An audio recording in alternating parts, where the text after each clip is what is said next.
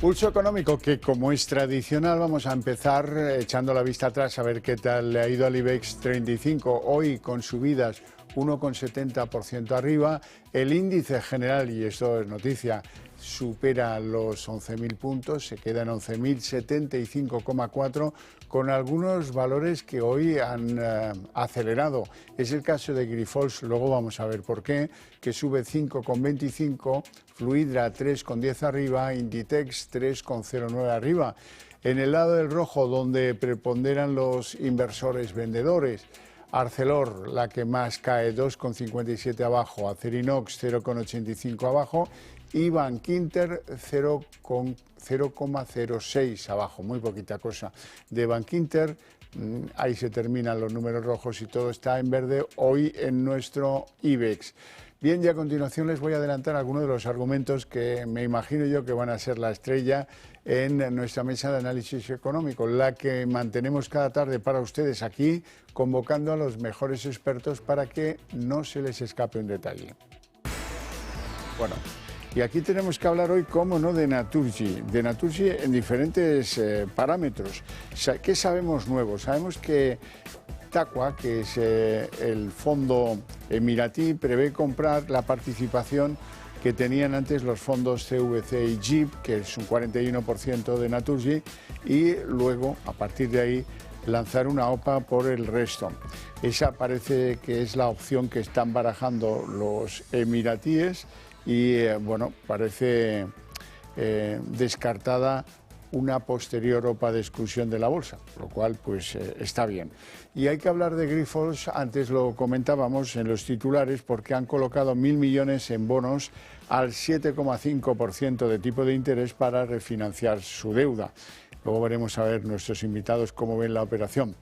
Les presento ya sin más dilación a nuestros invitados hoy. Don Antonio Banda, CEO de Fil Capital. Muy buenas tardes. Hola, buenas tardes. Muchas gracias. ¿Todo bien? Sí, todo en marcha. Don Joaquín Robles, analista de XTB. Muy buenas tardes. Muy buenas tardes, Joaquín. Muchas gracias. Bueno, ¿qué tal, cómo os ha parecido hoy la evolución, la marcha del IBEX, que ya está en 11.075?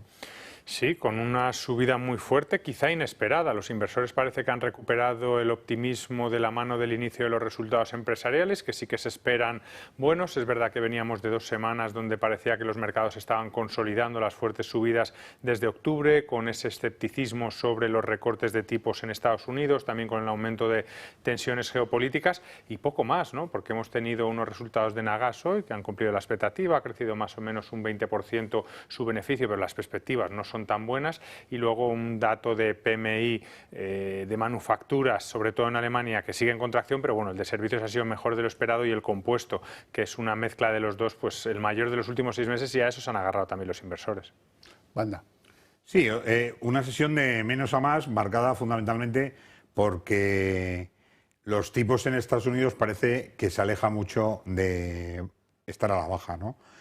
Hoy ha habido algún comentario de que a lo mejor no se mueven todo el año, ¿no? Es verdad que entramos prácticamente en un par de meses en el periodo preelectoral americano, que normalmente la Reserva Federal pues suele utilizarlo para no hacer movimientos, a no ser que sean muy necesarios, que no parece ahora mismo que vaya a situarse en ese momento. Por lo tanto, lo que enseguida la bolsa europea ha visto que América reaccionaba al alza, pues nosotros nos hemos puesto a subir y nos encontramos, pues eso, con un mercado ya otra vez próximo a los máximos que tuvimos en el mes de marzo. Me deja el toro en suertes, porque yo quería preguntarles lo que está pasando al otro lado del Atlántico, donde los inversores valoran ya la posibilidad de que la FED vuelva incluso a subir los tipos de interés. Sí, es una posibilidad. Yo creo que ahora mismo no lo baraja el mercado, porque eso sí que podría ser un foco de incertidumbre y sobre todo de volatilidad. Hay que tener en cuenta que precisamente este rally de más del 30% de las bolsas se inició en octubre ante el final de las subidas de tipos y la perspectiva del inicio de los recortes. Se esperaba a finales del año pasado entre 6 y 7 recortes, ahora se está hablando de 1, 2 o 3 o incluso ahora de subir los tipos. ¿Por qué? Porque llevamos viendo 3 meses donde la inflación ha superado la expectativa, sigue por encima del 3% y no parece que vaya a acercarse al 2% en los 2-3 próximos meses, porque nos adentramos a un periodo vacacional internacional, con la confianza de los consumidores muy altas, con los servicios, que está siendo una de las partidas que más está impactando sobre la inflación, y luego también, como decía Antonio, dentro de poco empiezan las elecciones en Estados Unidos. Donald Trump es muy amigo de políticas de recortes de impuestos, de restricciones comerciales que también pueden generar por sí mismo presiones de inflación, por lo que puede que la Reserva Federal tenga un problema con la inflación y esas voces de subir tipos cada vez sean mayores. No quiero ni pensar en el Banco Central Europeo si ven que suben tipos en la Reserva Hombre, Federal. sí, aquí estamos todos diciendo que a lo mejor por primera vez en la historia el BCE se adelanta a la Reserva Federal, pero eso está lejos de pasar, ¿no? O sea, la situación americana es, se ha fortalecido el euro, debilidad del dólar, que les viene bien. Los datos de consumo siguen siendo excepcionalmente buenos. El precio de la gasolina se ha estabilizado y parece que no tiene camino de alza. O sea, nos situamos en un entorno económico en el que la Reserva Federal pues tiene poco sentido que haga un movimiento y que no tenga explicación, ¿no? O sea, a lo mejor hace alguna comunicación previa cuál es la situación de la economía americana, pero no tiene necesidad de tocar los tipos ni hacia arriba ni hacia abajo. O sea, que esperemos que además eso nos mete en una situación óptima para las bolsas, ¿no? En la que lo que más se puede empezar a valorar es los temas micro, es decir, los resultados del primer trimestre de las compañías, y eso puede llevar a los mercados pues, a otro movimiento hacia arriba. Bueno, vamos a la bolsa española y vamos a hablar de Naturgy en algunos diferentes planos, porque hay varios. Antes les anunciaba lo de cómo planean los emiratíes su ingreso de accionistas en la compañía, de accionistas relevantes, pero antes les tengo que hablar de lo que ha decidido hacer el presidente de Naturgy, Paco Reynés, que ha renunciado a su megabonus para, dicen, allanar el camino a la OPA de Naturgy. Esto es para que se enfaden y mucho los antiguos fondos que estaban invirtiendo en la compañía, digo yo. Sí, pero bueno, realmente no ha renunciado a él. Lo que quiere es que se cambien los parámetros de cálculo del bonus y se vuelva al modelo anterior. Él ahora mismo tenía un bono un variable que era en función en gran parte a la evolución del precio de la acción. Obviamente, si viene otro inversor, hace una OPA, pues va a ofrecer un precio mayor, por lo que el precio de la acción se va a disparar y por lo tanto su bonus. Entonces, bueno, pues para demostrar su independencia y que no quiere que se produzca esta OPA, que haya una guerra de precios para que se dispare el precio de la acción y así su bonus, bueno, pues renuncia a este modelo de cálculo. Lo que quiere es volver al modelo anterior de 2018. Vale. Sí, yo creo que el valor del bonus del consejero delegado de la compañía pues tiene un valor, pero tampoco es sustancial en este momento en el que estamos valorando la compañía y en el que si empezamos a entrar en una guerra de valoración, pues esto puede ir muchísimo más arriba, ¿no? O sea que al final los de Abu Dhabi, el TACA, pues lo que está marcando es un poco el territorio y sus intereses, cómo los puede ejecutar, ¿no? Y que realmente la ley de OPAs española marca un camino muy claro. O sea, y aunque por mucho que quieras hacer acuerdos previos, lo que marca esa ley es que no puedes perjudicar a los minoritarios, ¿no? Entonces a los minoritarios tienes que dejarlos intervenir, y más cuando estás tomando posiciones que están por encima del 10% en una posición de compra o posicionamiento en la compañía. Yo creo que tienen mucho que hablar y la CNMV también tiene mucho que decir en esta situación ante las noticias, y que obligatoriamente cualquier movimiento corporativo en la compañía tiene que comunicarse y hacer pues lo que vimos la semana pasada, o bien parar la cotización o bien dar una información al mercado para que nadie se quede fuera de esta situación. Por ahora lo que está claro es que el grupo de Abu Dhabi, TAQA, prevé comprar el paquete que tienen tanto CVC como Chip, el 41% de Naturgy, y si acaso después lanzar una OPA por el resto, una OPA en la que está previsto que no haya exclusión de bolsa. Es lo que se lleva especulando durante las últimas sesiones. Es verdad que estos dos de los principales accionistas ya habían manifestado su disposición de vender su paquete. Es un 40%, por lo tanto supera ese 30% que te obliga a lanzar una OPA sobre el 100%, y lo que ya no entendemos tanto es por qué no excluirla de cotización. Porque al final uno de los grandes problemas que ha arrastrado durante los últimos meses Naturgy era precisamente esa baja capital flotante, ¿no? Que de hecho le ha provocado que le expulsaran de grandes índices como como el MSCI World, y eso al final te genera que tengas poca liquidez y que sufras una mayor volatilidad. Y si Criteria, IFM y Taqua no van a querer reducir su participación para aumentar el capital flotante, pues para que solo haya un 10-15%, pues prácticamente es mejor excluirla, ¿no?, para ellos. Wanda, ¿cómo lo ves? Sí, yo estoy en lo mismo. O sea, yo creo que tienen que seguir la normativa de la ley de OPAs y luego el que la compañía vaya a dejar de cotizar, siendo un free float o un capital en mercado tan bajo, tiene sentido. Y ya veremos si luego la pueden dividir y sacar parte. O sea, que esto está en manos de quien vaya a tomar la dirección corporativa de la compañía. Entonces, primero tendríamos que hablar de la OPA, ver la posición de ese 15% de minoritarios y ver si en algún momento están perjudicados, porque ahí vuelvo a insistir, la CNMV es donde tiene que decir qué se está haciendo y qué valor puedes darle a esos minoritarios frente a las posiciones ya mayoritarias que dicen que están dispuestos a vender su posición. Bueno, vamos con la banca porque la rentabilidad de la banca parece haber tocado techo y solo Unicaja y CaixaBank parece que van a conseguir mejorarla. Wanda, ¿cómo lo ves? Bueno, yo creo que la banca tiene mucho recorrido todavía, ¿eh? Y hemos visto los resultados del primer trimestre de Bankinter, ahora vamos a tener en esta semana los del resto de la banca. Yo creo que es muy complicado decir que ya están los resultados marcados por un máximo. Yo creo que hay muchísimas posibilidades, pese a los ajustes de los márgenes, que se obtengan grandes rentabilidades por activos fuera de balance, como son la parte de fondo de inversiones y seguros, que están incrementando en gran manera esa rentabilidad de la banca, que aún más tiene posibilidades de seguir creciendo. O sea que yo creo que todavía le queda recorrido. Joaquín. Sí, aquí un poco lo que nos habla es de la rentabilidad sobre los recursos propios, que claro, llega un momento que si dejas de subir los tipos de interés, cada vez es más difícil aumentar esa rentabilidad, pero bueno, hay que tener en cuenta que se mantiene alta. En este caso se habla de Unicaja y Bankinter por los efectos de la integración de las fusiones de 2021 con Liberbank y con Bankia, pero bueno, estoy con Antonio, yo creo que los resultados van a ser muy buenos, sobre todo este primer semestre, porque van a seguir los mismos tipos que estaban el año pasado y en máximos de la última década. Eso sí, a partir de ahora el crecimiento será cada vez más complicado de realizarse y va a tener que ser a través de una mayor acción comercial, porque los tipos ya no van a subir más, o sea que más rentabilidad por ahí no vas a obtener, va a tener que ser porque bueno, llevas tu negocio al siguiente nivel y sigues cosechando estos mismos resultados o incluso superarlos. Grifols ha colocado 1.000 millones en bonos al 7,5% para refinanciar su deuda, según dice la compañía, lo cual tiene una inconveniencia, porque subirán sus costes financieros, como es obvio, ¿no? Joaquín.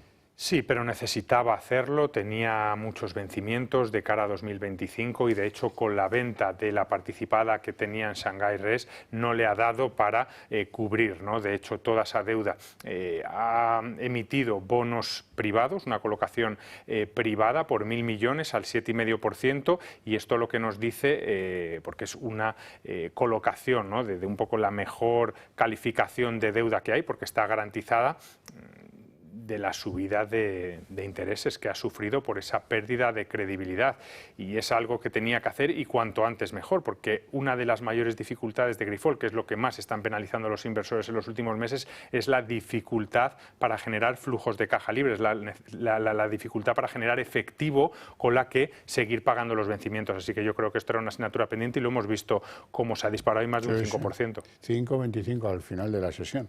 Wanda, ¿cómo ve Grifols? Sí, fundamentalmente, o sea, el balance de la compañía viene marcado porque la situación del mercado no se creía los datos, ¿no? Han tenido que presentar 3 veces, auditar de nuevo, los auditores han tenido que confirmar que los datos que se presentaban eran reales y al final de esa situación presentas una compañía con un déficit de recursos propios que además tiene unos costes que se han disparado y que no va a llegar, como ha dicho Joaquín, su free flow a pagar los vencimientos de la deuda y los intereses. Ante eso, la compañía decide emitir y hacer un ajuste. Yo no tanto subir el precio de su deuda, sino creo que es ajustar al nivel que tenían ahora, que su ratio de valoración está por encima de lo que tenía anteriormente y en las emisiones anteriores se podía permitir emitir a unos niveles que ahora no corresponden a su ratio de valoración. ante eso, yo creo que el mercado sí que racionaliza que efectivamente van a ser capaces de pagar los vencimientos y reajustar su deuda en el corto plazo. Ya veremos por dónde nos salen, porque tiene alguna operación pendiente que nos tiene que justificar y que eso va a ser lo que va a dar sentido a que la compañía, pues el mercado reconozca una valoración mayor. Bueno, como saben, Telefónica cotiza en Estados Unidos y la SEPI ha tenido que comunicar al organismo que regula los mercados allí cómo ha sido la operación por la que se ha hecho con un 5,03% de Telefónica.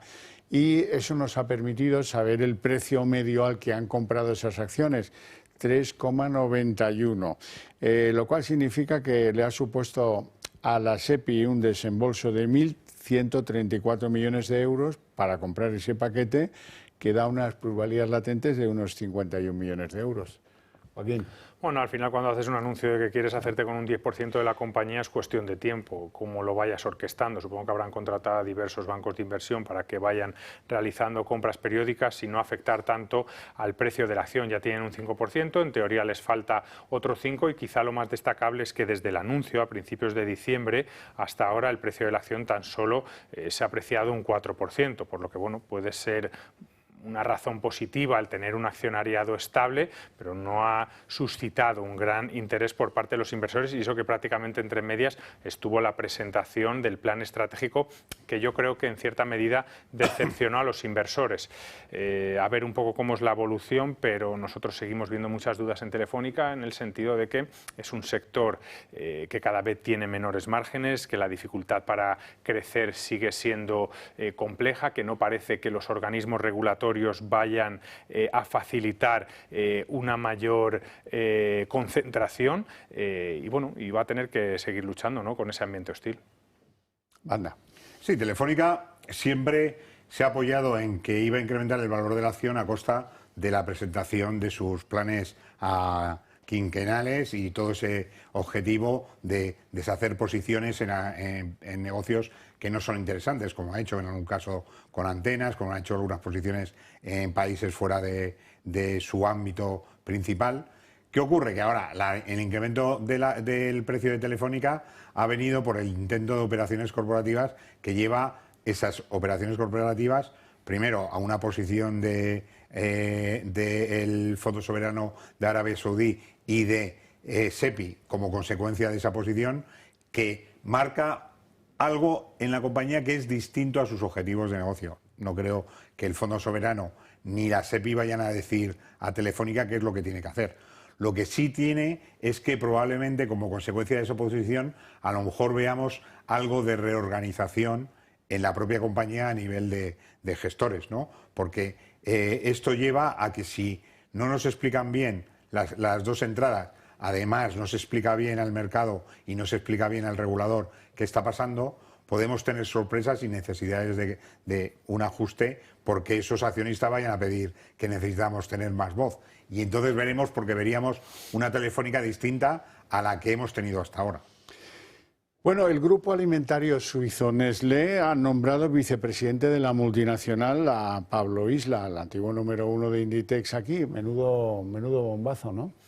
Sí, es verdad que ya venía trabajando dentro Sí. del Consejo desde hace 6 años, de hecho cuando todavía era presidente de Inditex, obviamente es uno de los ejecutivos más contrastados, ¿no?, a nivel europeo, y entra a formar parte de uno de los principales grupos empresariales de alimentación, una de las compañías más grandes de Europa, con una capitalización superior a los 250.000 millones, para que nos hagamos a la idea, más del doble de la que tenía Inditex, y lo que no ha quedado tan claro en el anuncio es si va a tener un puesto ejecutivo o simplemente va a ser para asesorar o coordinar determinadas áreas. Pero bueno, desde luego una gran noticia para la compañía.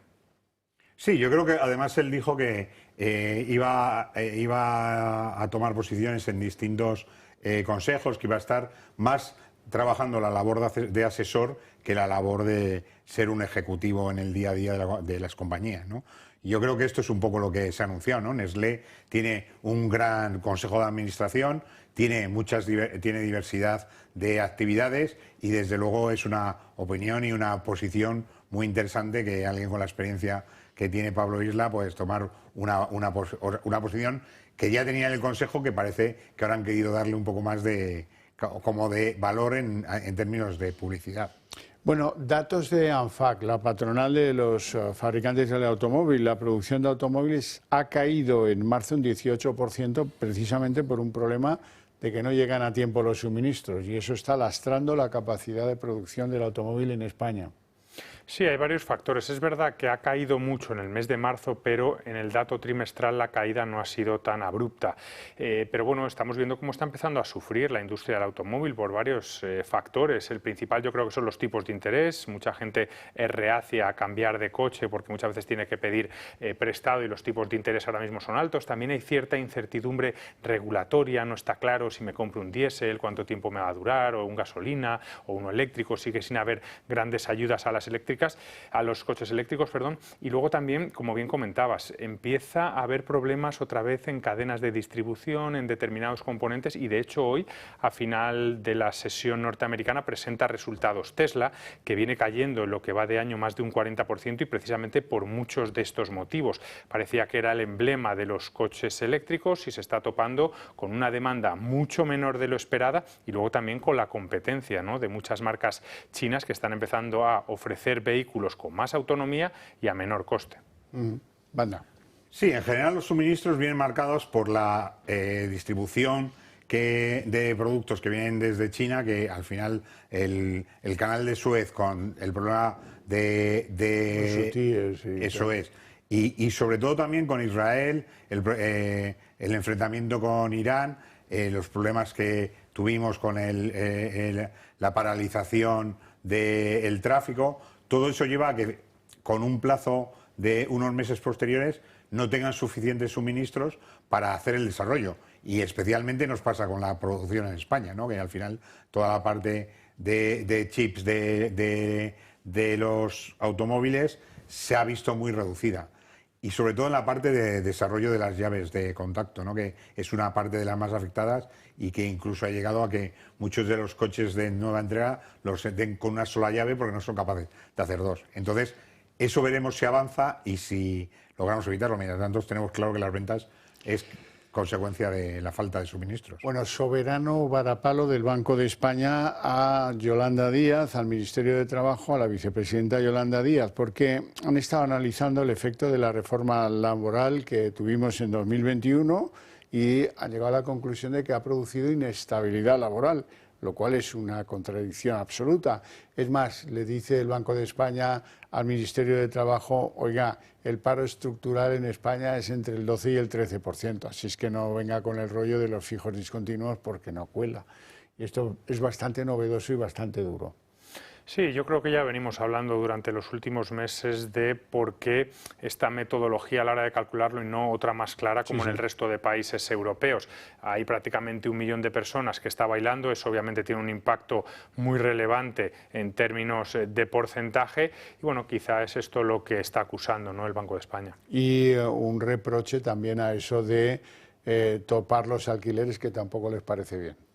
Sí, es que estamos, o sea, por un lado, los datos estadísticos cada vez tienen menos credibilidad y lo que están diciendo en Europa es que no se explica nada bien y de ningún modo. O sea, que tienen que volver a los datos anteriores y explicar la justificación de unos datos que se alejan de la realidad.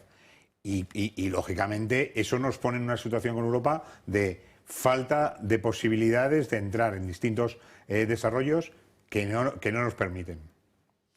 Bueno, pues lo vamos a dejar aquí con un día bueno de bolsa, que es lo que nos merecíamos en este San Jorge o San Jordi, como queráis, del día de hoy, un día de libros y un día de rosas. Bueno, lo dejamos aquí con mi agradecimiento para ustedes dos por su presencia y por sus opiniones, y a ustedes por su interés desde sus hogares. Para ustedes tengo premio. A la vuelta de publicidad arrancamos aquí la redacción abierta.